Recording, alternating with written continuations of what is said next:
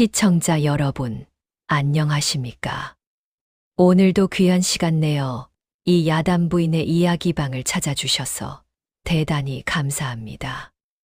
오늘은 평소 듣던 흔한 사랑 타령이나 귀신 이야기가 아닙니다. 우리 민족의 자부심이자 성웅, 이순신 장군의 거북선. 그 거대한 전함의 등껍질 속에 숨겨진 어느 이름 없는 석수쟁이의 기막힌 망치질 소리를 들려드릴까 합니다. 자, 귀를 기울여 보시지요. 때는 임진년의 전란이 터지기 수년 전, 남해안의 어느 깊고 깊은 산골이었습니다. 그곳에는 평생 바위나 깎으며 살아가던 돌쇠라는 석수쟁이가 살고 있었지요. 돌쇠는 말수가 적고 무뚝뚝하기가 마치 자기가 깎는 저 거친 바위와 같았지만 그의 투박한 손끝에서 태어난 돌조각들은 금방이라도 숨을 쉴 듯 생생했습니다. 돌쇠는 유독 거북이를 조각하는 것을 좋아했습니다. 이 거북이라는 놈은 말이 없어도 수백 년을 살고 그 단단한 등껍질은 어떤 맹수의 이빨도 뚫지 못하지. 우리 백성들의 삶도 저 거북이 등껍질처럼 단단하고 평온했으면 좋겠구나. 돌쇠는 매일같이 돌거북을 깎으며 누구도 듣지 못할 혼잣말을 중얼거리곤 했습니다. 동네 사람들은 그런 돌쇠를 보고 혀를 찼습니다. 이복의 돌쇠, 그 미련한 짓 좀 그만하게나. 돌거북이가 밥을 먹여주나 술을 주나? 차라리 읍성에 가서 성벽이나 쌓고 품삯이나 벌게. 사람들의 비아냥거림에도 돌쇠는 묵묵히 마치 들리지 않는다는 듯 망치질을 멈추지 않았습니다. 하지만 돌쇠의 가슴 속에는 남모를 깊은 슬픔이 자리하고 있었지요.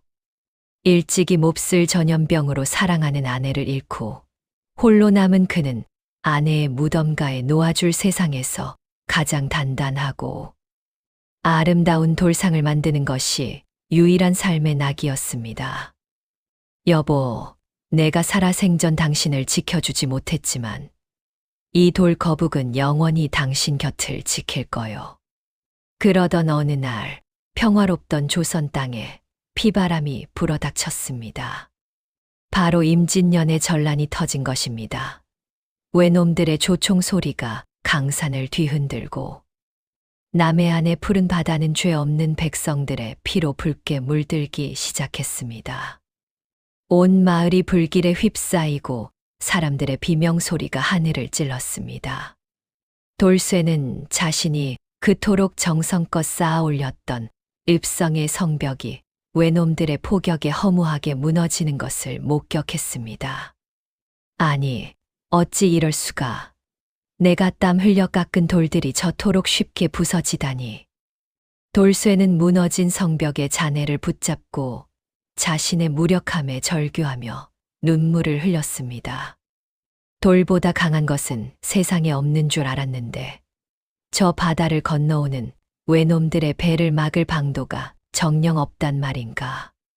돌쇠는 불타는 바다를 바라보며 며칠 밤낮을 뜬 눈으로 고민에 빠졌습니다. 그의 눈엔 슬픔보다 더 깊고 뜨거운 분노의 불꽃이 타올랐지요. 그러던 어느 날 숲속으로 도망치던 돌쇠는 믿을 수 없는 놀라운 광경을 목격합니다. 외놈의 조총 탄환이 우연히 그가 조각해두었던 단단한 돌 거북의 등껍질에 맞고 챙강 하는 맑은 소리를 내며 튕겨나가는 것이 아니겠습니까? 그 순간 돌쇠의 뇌리에 번개 같은 깨달음이 스쳤습니다. 아니, 저것이다. 바로 저거야. 돌쇠는 무릎을 탁 쳤습니다. 나무로 만든 배는 조총에 구멍이 나고 불에 타지만 만약 배를 저 돌 거북의 등껍질처럼 단단한 무언가로 감쌀 수만 있다면 외놈들의 공격을 막아낼 수 있지 않겠는가. 돌쇠는 그 길로 짐을 꾸려 주저없이 전라좌수영으로 향했습니다. 가는 길은 험난했고 곳곳에 왜군이 매복해 있었지만 돌쇠의 마음속엔 오직 하나, 이 기막힌 생각을 이순신 장군님께 전해야 한다는 일념뿐이었습니다. 그의 발걸음은 그 어느 때보다 빨랐습니다. 우여곡절 끝에 좌수영에 도착한 돌쇠는 다짜고짜 장군님을 뵙겠다고 목소리를 높였습니다. 내 나라를 구할 비책이 있소. 당장 이순신 장군님을 뵙게 해주시오. 포졸들은 웬 남루한 석수쟁이가 와서 난동을 부린다며 그를 끌어내려 했지요.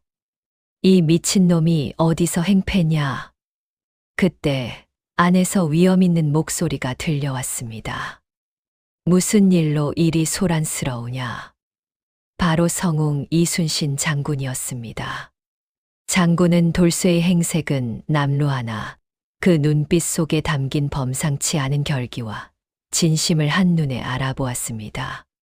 석수쟁이가 나라를 구할 비책이라니 어디 한번 말해보아라.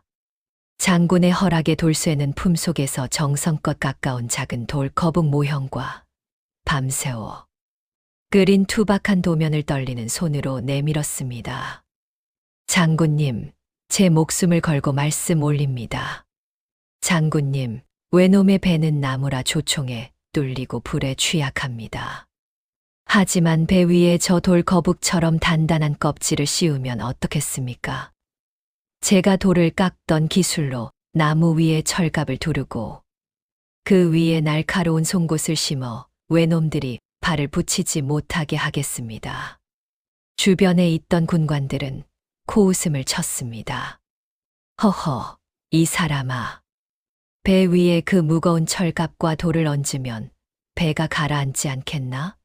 석수쟁이가 배를 안다고 떠드는구나. 썩 물러가라. 하지만 장군의 생각은 달랐습니다. 그는 돌쇠의 말에 깊이 귀 기울이고 있었습니다. 장군은 돌쇠의 모형을 만져보며 신중하게 물었습니다. 나무에 철갑을 입히면 그 무게를 어찌 감당할 것이며 물 위에서 균형은 또 어찌 잡겠느냐. 돌쇠는 기다렸다는 듯 자신의 생각을 쏟아냈습니다. 장군님, 돌을 쌓을 때도 무게의 중심이 중요합니다. 배 아래쪽에 무거운 짐을 두어 중심을 잡고 위쪽은 둥근 돔 형태로 만들어 조총 탄환이 미끄러지게 하면 됩니다. 제가 그 결합 방식을 책임지겠습니다. 제 목을 걸고 장담합니다. 장군은 무릎을 탁 쳤습니다. 좋다. 내 용기와 지혜가 가상하구나. 당장 군선 제조 창고로 가서 나대용 장군과 목수들을 도와 이 배를 만들어 보아라. 내가 이 배의 등껍질을 책임져라. 돌쇠에게 거북선 제작의 핵심 임무가 맡겨지는 역사적인 순간이었습니다. 하지만 목수들과의 협업은 결코 쉽지 않았습니다. 평생 나무만 만진 우리에게 돌쟁이가 이래라 저래라 하다니. 자네가 배를 알아. 목수들의 텃세와 무시의 돌쇠는 밤낮 없이 직접 망치를 들고 현장을 누볐습니다. 돌쇠는 석수쟁이 특유의 정교함으로 나무 판재 사이에 이음새를 마치 돌을 맞추듯 빈틈없이 연결했습니다. 이 배는 단순한 배가 아니다. 바다 위를 떠다니는 성곽이다. 단 한 치의 오차도 허용할 수 없다. 그의 외침은 창고를 울렸습니다. 밤이 깊어도 돌쇠의 망치 소리는 멈추지 않았습니다. 그는 거북선의 용머리를 조각할 때 자신이 가장 소중히 여기던 아내의 유품인 작은 옥돌을 그 안에 몰래 심었습니다. 여보, 이 배가 우리 백성들을 지켜주게 해주오. 당신이 이 배의 수호신이 되어주오. 드디어 거북선의 등껍질에 날카로운 철 송곳을 박는 작업이 시작되었습니다. 돌쇠는 송곳 하나하나에 외놈들을 향한 도끼를 품었습니다. 내 이 송곳으로 외놈들이 우리 땅에 발을 붙이지 못하게 하리라. 그의 망치질엔 한이 서려 있었습니다. 작업을 지켜보던 이순신 장군은 감탄을 금치 못했습니다. 참으로 웅장하구나. 이것은 바다 위의 성곽이 아니라 바다를 호령하는 용이 태어났도다. 장군은 배의 이름을 귀성괴의 촤알, 즉 거북선이라 명명했습니다. 하지만 시련은 또 찾아왔습니다. 외놈의 첩자가 수영에 잠입하여 거북선 제조창에 불을 지르려 한 것입니다. 저 괴물 같은 배가 완성되면 우리 수군이 전멸한다. 반드시 태워버려야 한다. 놈들의 음모가 어둠 속에서 꿈틀댔습니다. 불길이 치솟는 순간 밤새 도면을 그리던 돌쇠가 가장 먼저 뛰어들었습니다. 안 된다. 이 배는 조선의 희망이다. 절대 태울 수 없다. 돌쇠는 맨손으로 불붙은 목재를 치우며 불길과 싸웠습니다. 그의 옷에 불이 옮겨붙는 것도 모른 채 말입니다.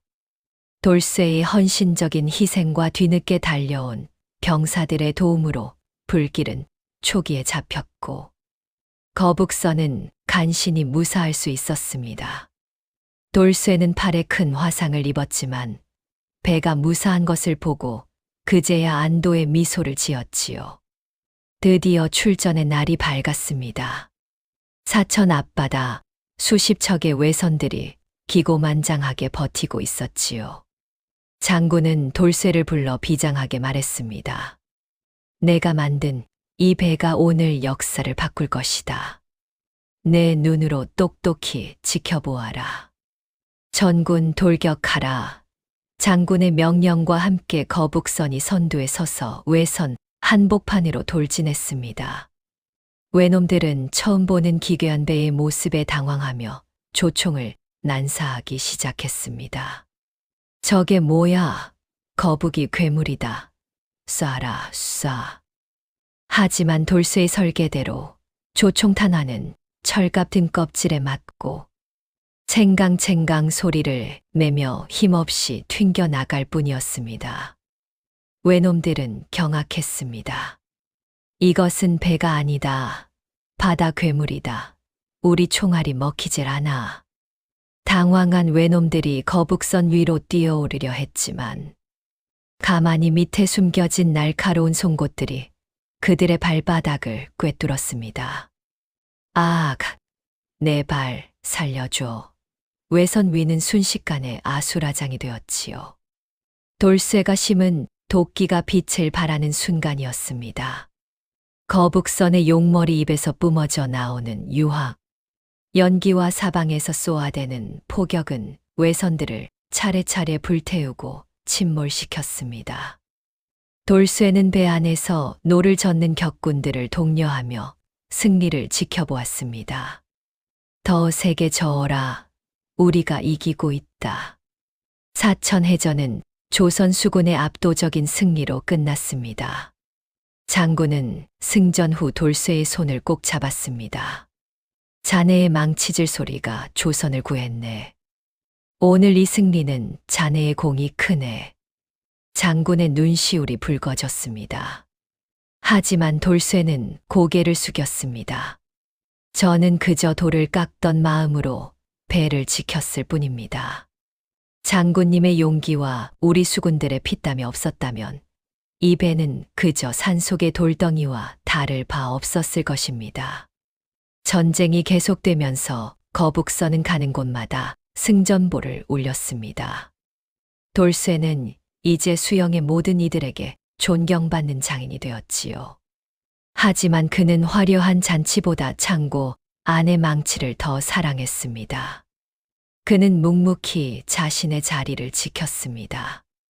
그러던 어느 날 조정에서 사신이 내려왔습니다. 돌쇠의 공을 치하하여 높은 벼슬을 내리겠다는 임금님의 명이었습니다. 석수쟁이가 당상관에 오르다니 전무후무한 일이로다. 온 고을이 떠들썩했습니다. 그러나 돌쇠는 벼슬을 정중히 사양했습니다. 저는 화려한 관복보다 땀 냄새 나는 누더기가 편합니다. 제 자리는 궁궐이 아니라 바위를 깎는 저 산속입니다. 그는 부귀영화보다 자신의 본분을 택했습니다. 돌쇠는 전쟁이 끝날 기미가 보이자 조용히 짐을 싸서 다시 고향 산골로 향했습니다. 장군은 떠나는 돌쇠에게 자신의 검을 내어주려 했으나 돌쇠는 대신 자신이 아끼던 작은 돌 거북 조각 하나를 남겼습니다. 장군님, 나라가 평화로워지면 이 돌 거북처럼 단단하고 변치 않는 세상을 만들어 주십시오. 저는 그것으로 족합니다. 돌쇠의 마지막 인사는 장군의 가슴에 깊이 새겨졌습니다. 고향으로 돌아온 돌쇠는 다시 아내의 무덤 옆에서 정과 망치를 들었습니다. 사람들은 이제 그를 미련하다 하지 않고 조선의 용을 깎은 석공이라 부르며 우러러 보았습니다. 그의 망치 소리는 더욱 깊고 맑아졌습니다. 세월이 흘러 전쟁은 끝났고 평화가 찾아왔습니다. 늙은 돌쇠는 이제 손에 힘이 빠져 더 이상 큰 바위를 깎을 수 없게 되었지요. 하지만 그의 눈은 여전히 저 멀리 바다를 향해 있었습니다. 마을 아이들이 돌쇠에게 달려와 묻곤 했습니다. 할아버지, 정말 할아버지가 그 커다란 거북선을 만드신 거예요? 와, 대단하다. 돌쇠는 아이들의 머리를 쓰다듬으며 허허 웃으며 대답했습니다. 내가 만든 게 아니란다. 우리 백성들의 간절한 마음이 바위를 뚫고 나와 배가 된 것이지. 나는 그저 그 길을 닦았을 뿐이란다. 너희들도 이 나라의 주인이니 각자의 자리에서 묵묵히 제 할 일을 하거라. 그러던 어느 날 밤 돌쇠는 꿈속에서 다시 이순신 장군을 만났습니다. 장군은 거북선을 타고 돌쇠를 데리러 온 듯 환하게 웃고 있었지요. 돌쇠야, 이제 가자꾸나. 내 임무는 끝났다. 다음 날 아침 마을 사람들은 아내의 무덤 옆에서 평온하게 눈을 감은 돌쇠를 발견했습니다. 그의 손에는 마지막까지 깎다만 작은 돌 거북이 들려 있었습니다. 그는 그렇게 조용히 역사의 뒤안길로 사라졌습니다. 시청자 여러분, 보십시오. 이름 없는 석수쟁이의 투박한 손길이 조선의 운명을 바꾸었습니다. 기록에는 남지 않았지만 거북선의 단단한 등껍질엔 분명 그의 땀방울이 배어 있을 것입니다. 세상은 화려한 영웅만을 기억하지만 그 영웅을 받쳐준 수많은 민초의 지혜가 없었다면 역사는 결코 바뀌지 않았을 것입니다. 돌쇠는 우리에게 그것을 보여주었습니다. 오늘 우리도 돌쇠처럼 각자의 자리에서 묵묵히 정지를 하고 있는 것은 아닐까요? 비록 남들이 알아주지 않아도 당신의 노력이 언젠가 누군가의 세상을 구하는 거북선이 될 것입니다. 야단 부인이 전해드린 이 기막힌 비화, 가슴속에 작은 불꽃 하나 피워 올리셨나요? 뻔한 이야기도 누가 들려주느냐에 따라 보석이 되는 법이지요. 자, 제1부 이야기는 여기서 마칩니다. 하지만 진짜 전설은 이제부터 시작입니다. 제2부에서는 거북선의 마지막 전투와 돌쇠가 남긴 비밀, 유산에 대해 더 깊이 들어가 볼까요? 다음 편을 기대해 주십시오. 1부에서 우리는 석수쟁이 돌쇠가 어떻게 거북선을 만들었는지 그 기적 같은 이야기를 들었습니다. 하지만 전설은 거기서 끝이 아닙니다. 야단 부인이 약속드렸던 숨겨진 비화. 바로 이순신 장군의 마지막 전투와 돌쇠가 남긴 진짜 유산에 대한 이야기가 지금부터 시작됩니다. 자, 다시 1598년의 차가운 겨울 바다로 가보실까요? 거북선의 위용에 눌려 연전연패하던 왜군들은 독이 오를 대로 올랐습니다. 조선의 저 괴물배는 껍질이 단단해 뚫을 수 없다. 그렇다면 놈들의 눈을 멀게 하고 바닥을 노려라. 놈들은 거북선의 용머리를 집중 공격하거나 배 밑바닥에 구멍을 낼 비열한 계략을 꾸미고 있었지요. 전황은 다시 위태롭게 돌아가고 있었습니다. 7일 천량의 패배 이후 다시 삼도수군 통제사로 돌아온 이순신 장군의 얼굴엔 깊은 수심이 가득했습니다. 장군은 급히 돌쇠를 찾았습니다. 돌쇠야, 놈들이 거북선의 약점을 노리고 있다. 이번이 마지막 전투가 될 터인데 이 배가 버텨줄 수 있겠느냐? 장군의 목소리는 떨리고 있었습니다. 돌쇠는 장군의 손을 꽉 잡았습니다. 장군님, 걱정 마십시오. 제가 누굽니까? 돌을 떡 주무르듯 하는 조선 제1의 석수쟁이 아닙니까? 놈들이 바닥을 노린다면 바닥을 바위처럼 만들 것이고 눈을 노린다면 1000개의 눈을 달아주겠습니다. 돌쇠의 눈빛은 밤바다의 등대처럼 빛났습니다. 그날부터 돌쇠는 다시 망치를 들었습니다. 이번엔 배의 등껍질이 아니었습니다. 그는 배의 가장 깊은 곳, 물에 잠기는 밑바닥으로 내려갔습니다. 차가운 겨울 바닷물에 몸을 담그고 돌쇠는 썩지 않는 오칠과 단단한 쇠징을 박으며 배의 뿌리를 강화했습니다. 이 배는 절대 가라앉지 않는다. 내 목숨이 붙어 있는 한. 그리고 돌쇠는 거북선의 용머리 안에 비밀 장치를 하나 더 했습니다. 바로 유황 연기를 내뿜는 통로를 더욱 좁고 길게 깎아 연기가 마치 살아있는 용의 숨결처럼 멀리 그리고 짙게 퍼지도록 개조한 것입니다. 이 연기가 장군님의 앞길을 가리는 적들을 모두 삼켜버릴 것이다. 결전의 날 노량 앞바다에는 죽음의 그림자가 드리웠습니다. 수백 척의 외선이 바다를 뒤덮었고 하늘조차 핏빛으로 물들었습니다. 출전 직전 돌쇠는 장군에게 자신이 평생 지니고 다니던 낡은 정돌 깎는 도구를 건넸습니다. 장군님, 이것이 제 부적입니다. 바위도 뚫는 기운이 담겨 있으니 부디 무사히 돌아오십시오. 장군은 그 정을 품에 넣으며 비장하게 웃었습니다. 고맙네. 내 이 정으로 전란의 끝을 조각하고 오겠네. 자네는 여기서 기다리게. 그것이 두 사람의 마지막 대화가 될 줄은 하늘도 바다도 그리고 돌쇠도 미처 알지 못했습니다. 전투가 시작되자 천지가 진동했습니다. 발포하라. 거북선은 돌쇠가 개조한 용머리에서 시커먼 독가스를 뿜어내며 적진을 유린했습니다.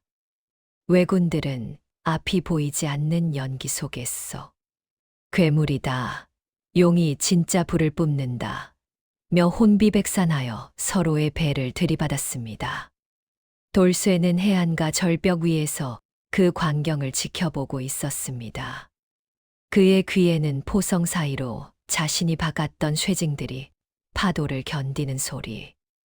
거북선의 등껍질이 적의 탄환을 튕겨내는 맑은 소리가 들리는 듯했습니다. 그래, 버텨라. 조금만 더 버텨라. 나의 거북아. 그러나 운명의 시간은 피할 수 없었던 것일까요? 난전 속에서 날아든 흉탄 하나가 조선의 큰 별. 이순신 장군의 가슴을 꿰뚫고 말았습니다. 싸움이 급하다. 나의 죽음을 알리지 말라. 장군의 마지막 숨결이 차가운 겨울 바다에 흩어졌습니다. 그 순간 절벽 위에 서 있던 돌쇠의 가슴에 쩡하고 바위가 갈라지는 듯한 통증이 스쳐 지나갔습니다. 돌쇠는 주저앉으며 바다를 향해 오열했습니다. 장군님, 안 됩니다. 장군님, 그는 보지 않아도 알 수 있었습니다. 조선의 하늘이 무너졌음을. 전투는 대승으로 끝났지만 돌아오는 판옥선의 뱃머리에는 승리의 깃발 대신 장군의 죽음을 알리지 않으려는 무거운 침묵만이 흘렀습니다. 수영에 도착한 배에서 장군의 시신이 내려질 때 돌쇠는 엎드려 통곡조차 하지 못한 채 멍하니 그 행렬을 바라만 보았습니다. 장군의 장례가 치러지던 날, 온 백성이 피눈물을 흘렸습니다. 하지만 돌쇠는 장례 행렬에 끼지 않고 조용히 자신의 작업장으로 돌아갔습니다. 내가 할 일이 남았다. 장군님이 가시는 길 외롭지 않게 해드려야 한다. 돌쇠는 밤낮으로 식음을 전폐하고 마지막 조각을 시작했습니다. 그것은 전쟁 병기인 거북선이 아니었습니다. 갑옷을 벗고 평상복을 입은 채 온화하게 웃고 있는 인간 이순신의 모습과 그 발밑을 받치고 있는 작은 거북이 한 마리였습니다.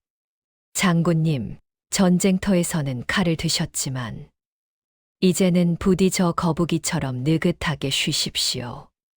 바위처럼 단단한 평화 속에서 영면하십시오. 돌쇠의 눈물방울이 돌가루와 섞여 조각상 위로 떨어졌습니다.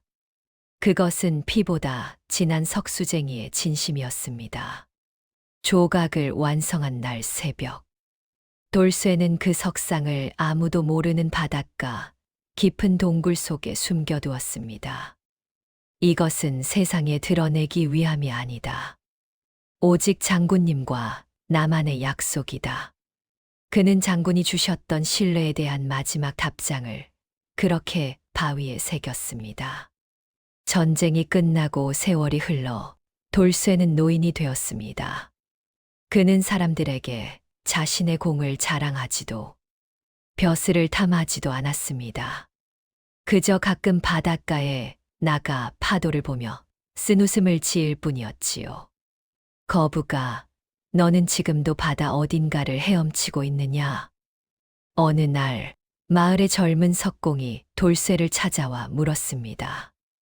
어르신이 그 전설의 거북선을 만드셨다면서요. 그 기술을 제게 가르쳐 주십시오. 돌쇠는 젊은이의 손을 잡고 자신의 낡은 망치를 쥐어주었습니다. 기술은 손끝에 있는 것이 아니라 마음 속에 있는 것이다. 돌을 깎을 때 내 욕심을 깎아내고 그 안에 백성을 사랑하는 마음을 채워 넣거라. 그래야 돌이 생명을 얻는 법이다. 이것이 돌쇠가 세상에 남긴 유일한 가르침이었습니다. 돌쇠가 세상을 떠나던 날, 기이한 일이 벌어졌습니다. 맑던 하늘에서 갑자기 굵은 소나기가 쏟아지더니 바다에서 큰 거북이 한 마리가 육지로 올라와 돌쇠의 빈소 쪽을 향해 3번 머리를 조아리고 사라졌다는 것입니다. 사람들은 수군거렸습니다. 이순신 장군께서 거북이가 되어 돌쇠를 마중 나오신 게야. 아니지, 돌쇠가 만든 거북선의 혼이 주인을 찾아온 게지. 진실이 무엇이든 두 영웅의 인연은 죽음조차 갈라놓을 수 없었습니다. 오늘날 우리는 거북선을 이순신 장군의 발명품으로만 기억합니다. 하지만 그 거대한 철갑선이 바다에 뜨기까지 이름 없는 석수쟁이 돌쇠의 땀방울과 깎여나간 손톱이 있었음을 기억하는 이는 많지 않습니다. 역사는 왕과 장군의 이름만을 기록하지만 그 역사의 수레바퀴를 굴린 것은 바로 돌쇠처럼 묵묵히 자신의 자리에서 최선을 다한 우리네 민초들이었습니다. 그들이야말로 진정한 역사의 주인인 셈이지요.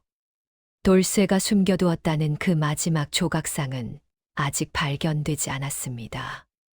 어쩌면 남해안 어느 깊은 동굴 속에서 지금도 이순신 장군과 돌쇠가 마주 앉아 술잔을 기울이며 허허 웃고 있지 않을까요? 자, 여러분. 오늘 들려드린 바다의 용을 조각한 석공 이야기 어떠셨습니까? 비록 정사정 시에는 없는 야담이지만 이 이야기 속에 담긴 뜨거운 애국심과 장인 정신만큼은 진실 그 이상으로 다가오지 않으십니까? 세상 살다 보면 내 노력을 아무도 알아주지 않아 속상할 때가 있습니다. 그럴 때마다 저 남해 바다의 돌쇠를 떠올려 보십시오. 누가 알아주지 않아도 묵묵히 바위를 깎던 그 손길이 결국 나라를 구했습니다. 여러분이 흘리는 땀방울 하나하나가 모여 언젠가 여러분의 인생을 지켜줄 단단한 거북선이 될 것입니다. 저 야단 부인은 그렇게 굳게 믿습니다. 이 이야기가 마음에 드셨다면, 그리고 돌쇠와 이순신 장군의 뜨거운 우정에 감동하셨다면, 지금 바로 구독과 좋아요를 눌러 이 야단 부인에게 힘을 실어 주십시오. 여러분의 관심이 모여야 제가 더 깊은 산속, 더 먼 바다로 나가 숨겨진 보석 같은 이야기들을 캐올 수 있습니다. 댓글로 여러분이 듣고 싶은 또 다른 야담이 있다면 언제든 적어주세요. 끝까지 시청해 주셔서 너무너무 감사합니다. 새해 복 많이 받으세요.